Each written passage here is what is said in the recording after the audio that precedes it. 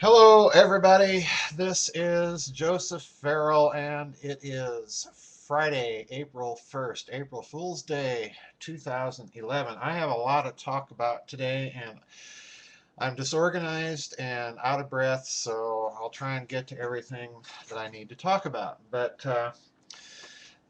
it being April Fool's Day, I was reflecting back on the last year. And it just struck me, and I don't even know why I'm sharing this thought because it'll probably sound crazy, but it just struck me that we've been living in kind of the theater of the apocalypse or apocalypse theater or something. I mean, first we had the British oil spill, the BP oil spill disaster in the Gulf of Mexico, which went on and on and on for months.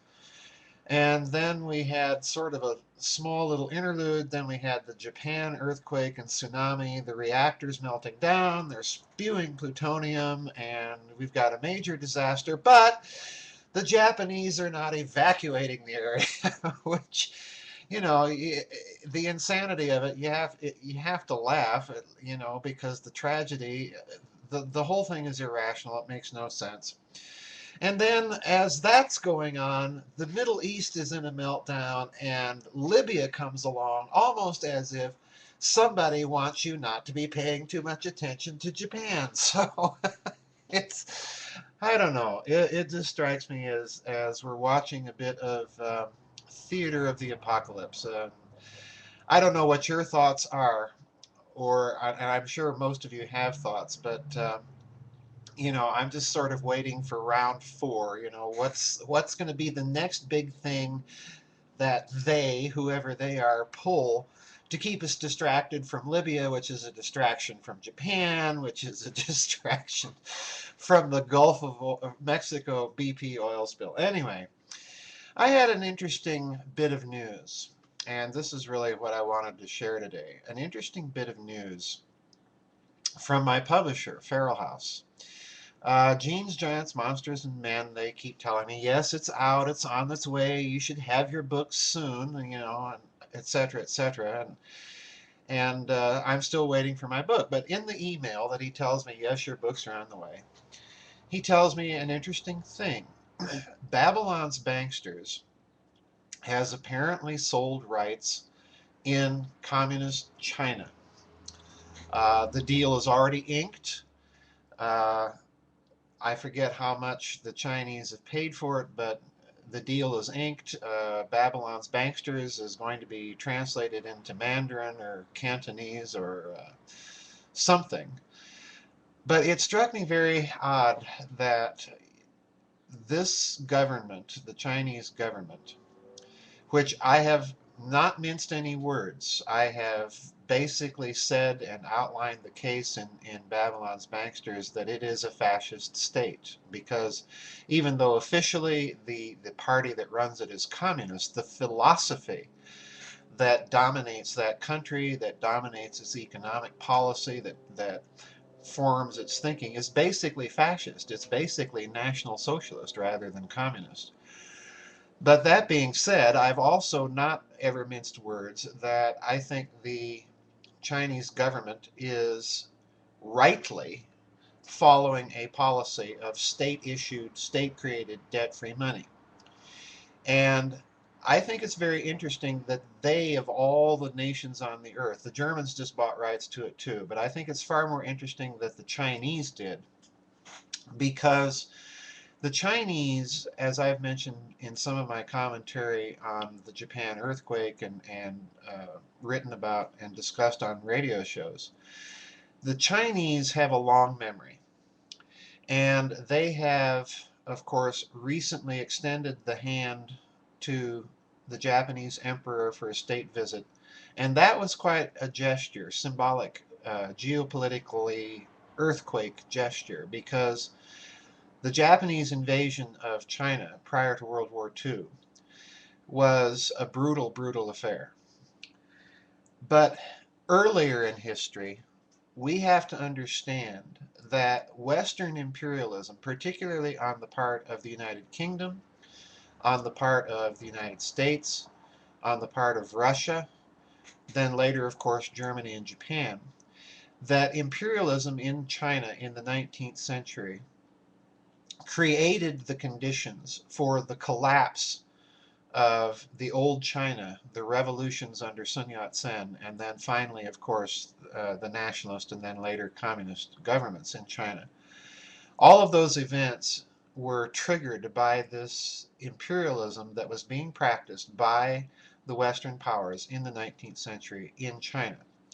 And as part of and parcel of that imperialism, you had the imposition of the opium trade on China. You had the imposition of ports of free call on China, such as Hong Kong and so on.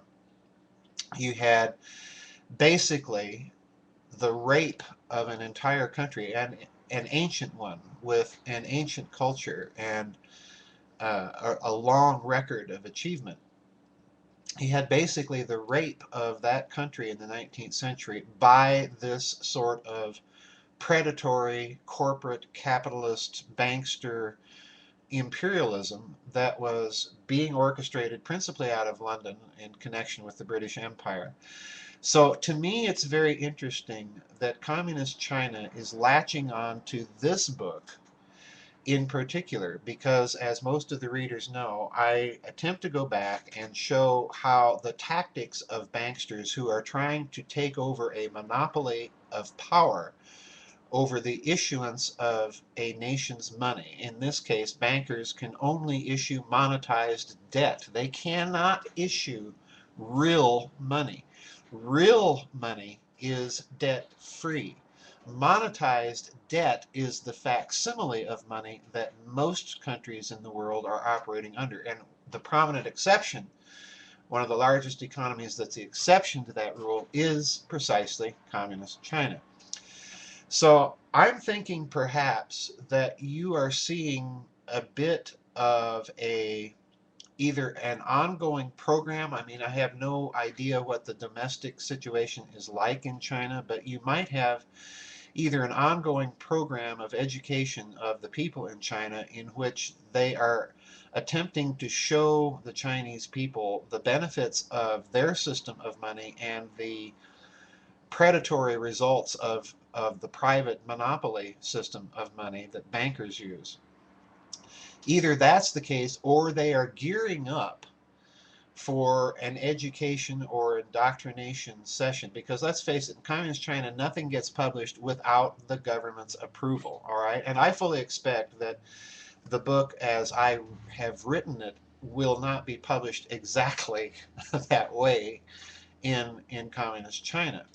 But nonetheless, I think that it's a signal that what they're doing is they are gearing up perhaps for a long and protracted sort of ideological war with the Western banksters. Because if we look at some of China's recent moves, China and Russia have agreed to drop the dollar as the basis of their bilateral trade and so on and so forth. So China, I think, is increasingly a nation to watch. And this book sale, I have to be very honest. It came as quite a shock to me because, as everybody who's read it knows, I start out by pointing out that it was a Chinese mathematician by the name of Dr. David Lee that came up with the Gaussian copula formula for the creation of derivatives and credit default swaps that led to the bubble, that led to the current economic mess and meltdown that the West is currently experiencing. So, and I came right out and said that I found it very suspicious that that same mathematician was working for basically a Rothschild interest bank in Toronto, Canada, the Canadian Bank, Imperial Canadian Bank of Commerce, and then later, which incidentally had the Lee family as one of the major stockholders, the Lee family of Hong Kong, which is a fabulously wealthy family. It's one of China's most ancient clans. It's the family that in ancient China introduced paper money. So, you've got all these weird little connections, and then David Lee goes back to Beijing, where he gets a job assessing risk management, which is exactly what he was doing for the for the Canadian bank that he used to work for, that led to this meltdown. So the whole thing is very strange to me, but um, especially given the fact that I said those things. But I think the main thrust of the book is probably to the philosophical liking of the Chinese government, and that may be why they've purchased rights to the book. So I think that's an interesting little sign. We might be gearing up for some sort of small, below the radar culture war in terms of some of these economic ideas and so on. Now, the final comment I have to make is I noticed some very strange goings on the internet with respect to Libya. And as I said, I get the feeling that we're looking at more theater. And as part of the theater aspect of all of this, we have to factor in that the internet itself is part of the theater. In other words, the elite calculates the effect that their machinations are going to have on people and the speculations that inevitably arise from them. But I've noticed these very strange statements on the internet, and I'm wondering if other people have noticed these things too, that apparently the Libyan rebels have set up some sort of central bank, that there are, oddly enough, $33 billion or something, an odd amount of money that has been frozen in terms of assets and so on and so forth. So again, there's all these little trappings around what's going on in Libya that suggest to me that we're looking at a little bit of theater here. I did find President Obama's speech rather interesting in that he specifically eschewed the idea that that the United States is going to take the role of a nation builder as we did in Iraq. He has stepped away from that doctrine, which is a very, very interesting point, because that has been more or less de facto the doctrine of American foreign policy since the end of World War II, and more specifically since the end of the Truman administration.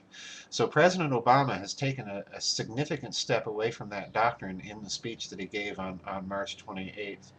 So it's going to be very interesting to watch the Libya situation and the Chinese the Chinese situation. Anyway, that brings us to the end of the news and views from the Nefarium for April 1st, April Fool's Day. I might be back later this weekend, and keep watching because I might decide to do a surprise video chat. I'm snowed under with work this weekend. I've got to catch up on posting some white papers on the members only area on the website that I've been working on. And also I'm writing 3 books right now simultaneously, and that is taking a lot of time. Oh yeah, I do have one final comment while I've got a few minutes left here. Yeah, a couple. Some of my European followers, fans, readers, whatever, have asked me why I'm not at the alternative secret space program conference that's happening this weekend in Amsterdam. Well, I was invited to that conference and I declined to go for basically 2 reasons. Number one, I just do not like to fly.